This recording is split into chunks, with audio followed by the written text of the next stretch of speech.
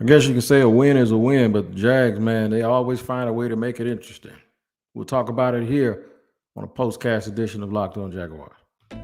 You are Locked On Jaguars, your daily Jacksonville Jaguars podcast, part of the Locked On Podcast Network, your team every day.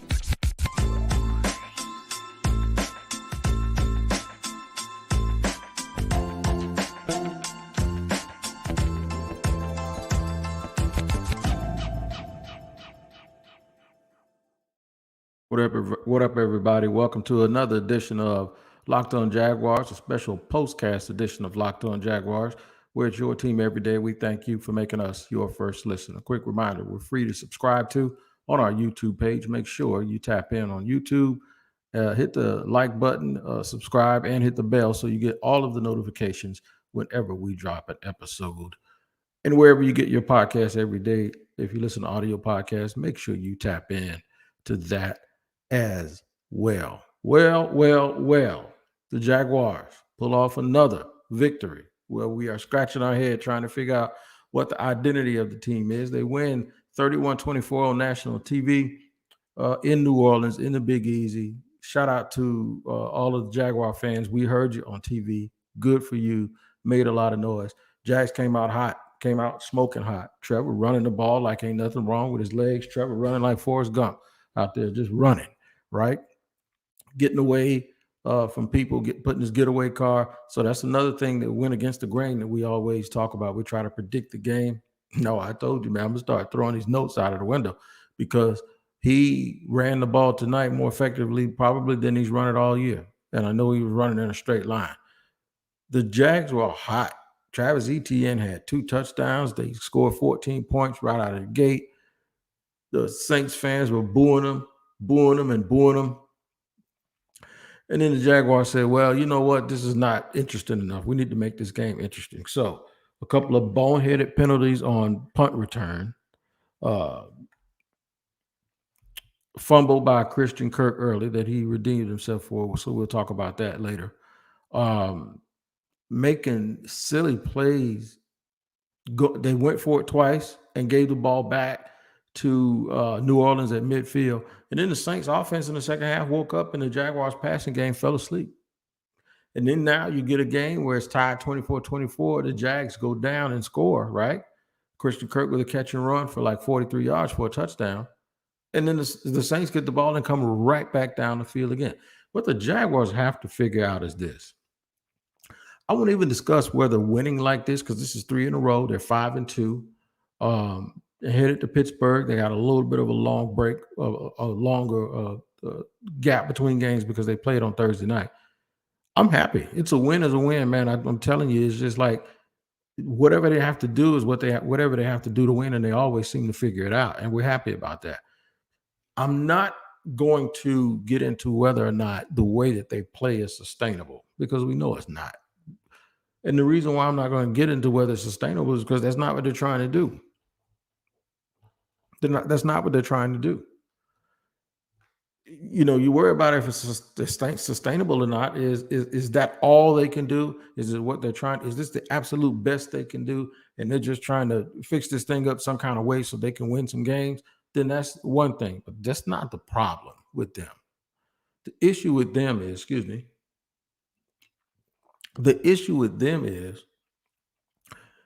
they appear to be a team that just gets bored. Or they start overthinking stuff, and this is on Doug and Press. They start overthinking stuff, and they start falling asleep. Like, so folks will look at it, and they'll talk about the interception that Trevor threw, the times they went for it on fourth down. I even discussed that already, right? All of that stuff is good. All of that stuff is cool. But I'm going to tell you, a play that bothered me more than any of those plays, it was 3rd and 6, and they ran the ball. So everybody will say because they got 5 3/4 yards, and this is one time they didn't try to go because they almost made it. Some people will probably look at that and go, man, they almost made it. With 8 more inches, it would have been a great call. No, it wouldn't have been a great call because to me, when you had that lead at that point and they sat there and they got cute on 3rd and 6 when at that point the Saints wasn't getting a whole lot of pressure. You don't think your all-world quarterback can complete a 7-yard pass? To me, what it did was it kind of lulled them. It put the Jaguars to sleep. It lulled them to sleep, and it gave the Saints life. That's when I need them to step on somebody's neck and not make a call like that. Now, I know there might be some people that disagree with me. I'm going to get to a couple of these comments real quick before our intermission. I'm going to get a couple of comments. Some people might disagree with me, but I'm telling you, I marked that down in the second quarter when that happened. I said, this is one going to bite them in the butt because it's going to flip momentum. And sure enough, going into the half, it's 17-6 or 17-9 or something like that. It's a one-score game, and I'm like, this is like the third game in a row the Jaguars have dominated early, and they just seem to they always let the other team back in the game. Always do.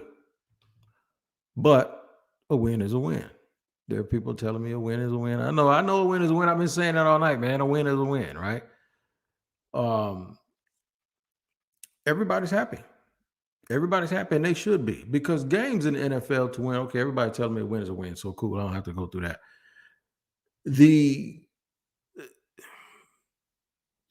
Toby Morant, you are dead right. There are too many reverses going on. I think they did that. They saw something on tape with the Saints with the way that they pursue. So I'm not going to give them a hard time with that.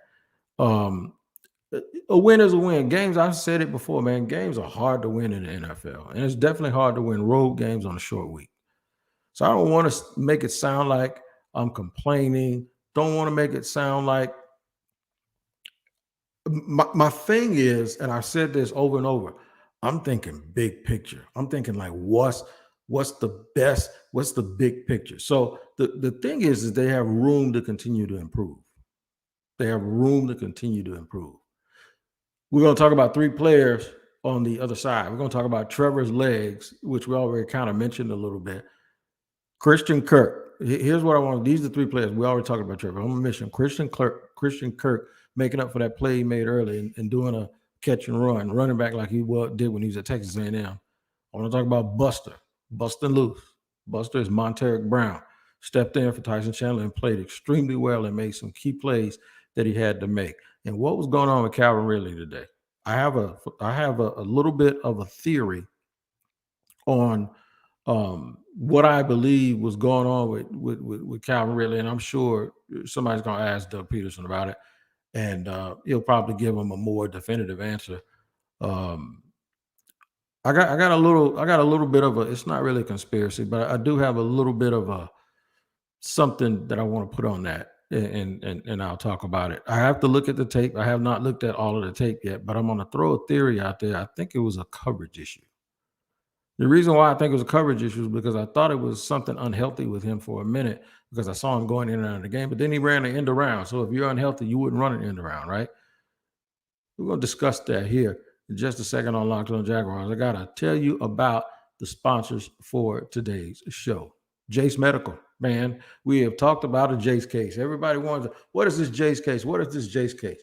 I'm going to tell you what it is, man. The Jase case is a personalized emergency medical kit that contains 5 essential antibiotics that treat most common and deadly bacterial infections. You can also customize your case and add additional life-saving medications based on your unique needs. Jase Medical offers customizable for your Jase case with dozens of add-on medications. Now, this is a big deal because we live down here in Florida where there's hurricanes. Sometimes there's hurricanes in bad spots and they knock a whole bunch of stuff down, and you need antibiotics and you need emergency medical.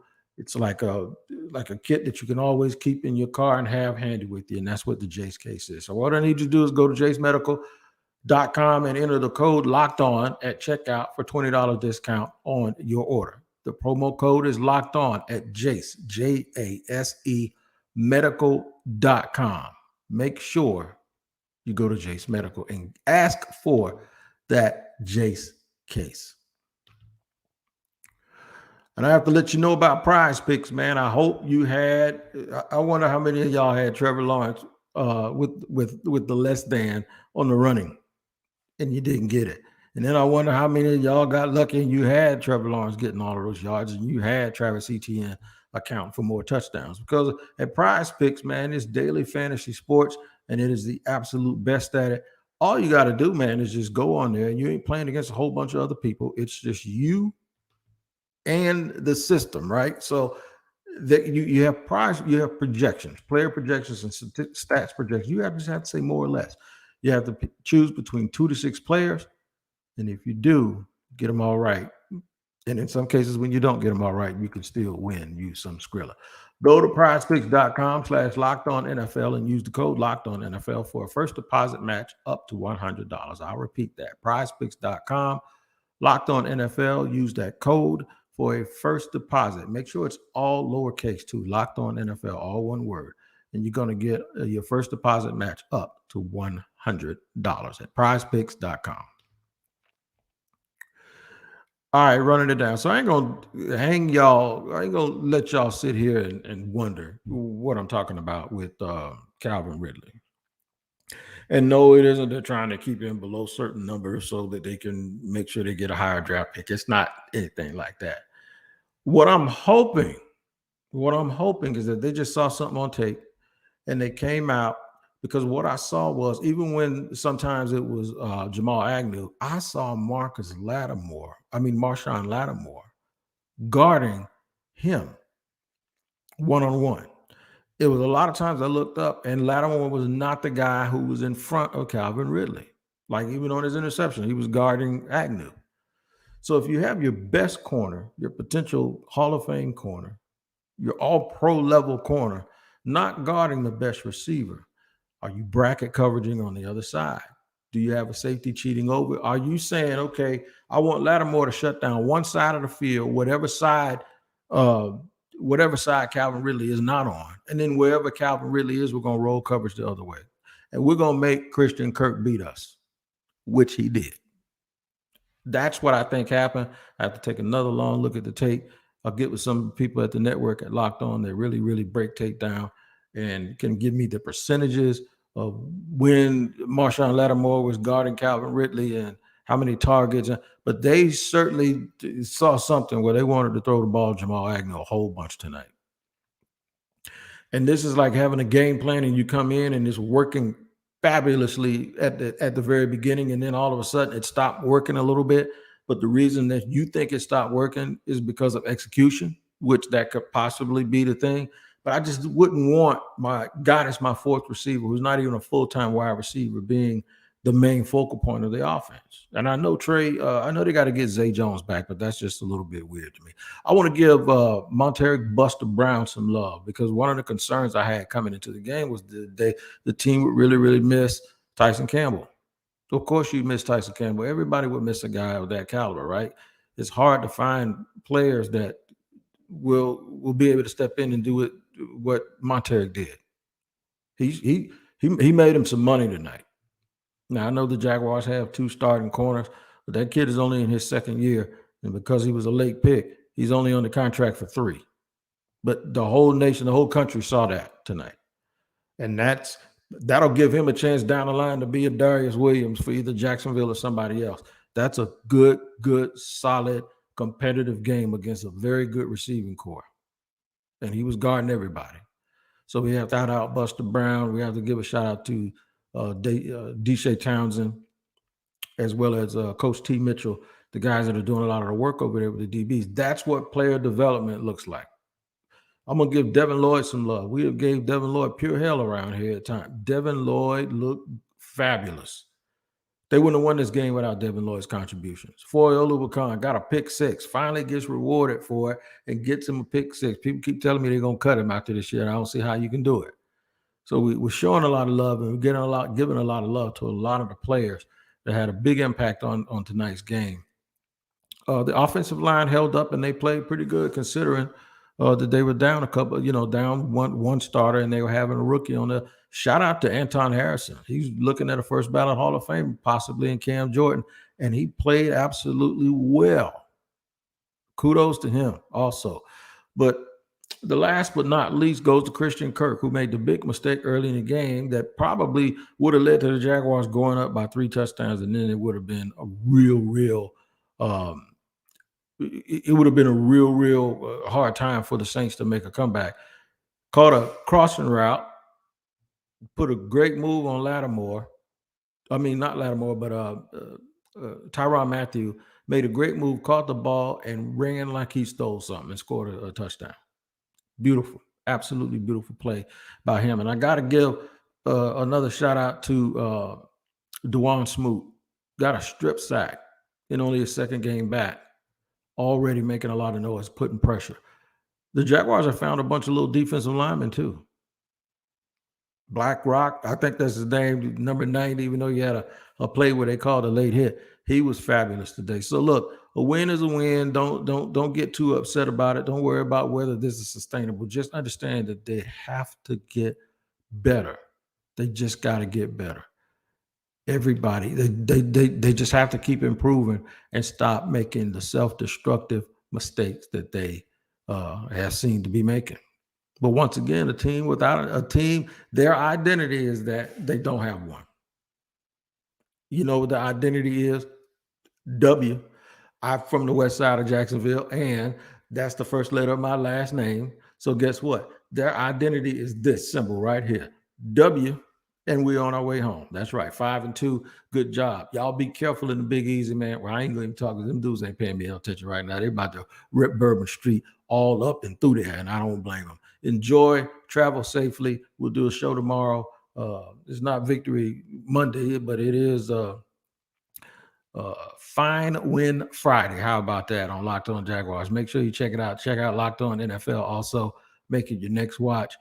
Get comprehensive coverage. I'm sure that show will be talking about the Jaguars game tomorrow. I won't be there. I have Lauren Cox will be in with David Harrison doing that show.